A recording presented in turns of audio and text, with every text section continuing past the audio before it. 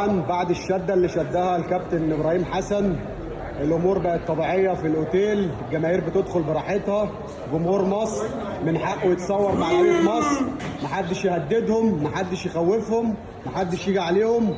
شابوه يا كابتن ابراهيم حسن، اهو الدنيا هاديه والامور مستقره والدنيا تمام.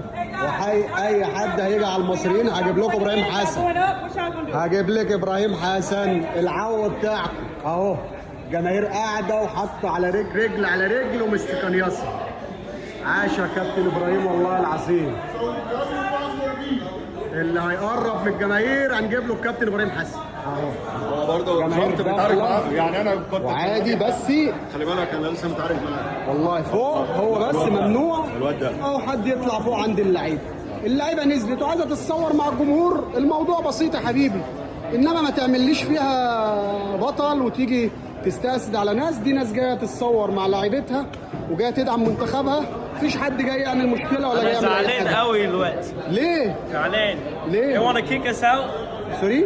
They want to kick us out. I'm trying to watch my family. لا محدش يقدر يمشيكوا.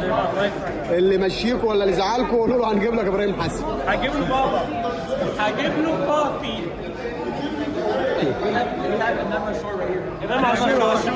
حلاوتك يا عاشور، النبي شبهه وعامل تسريحته. سمير عاشور. سمير اسمه سمير.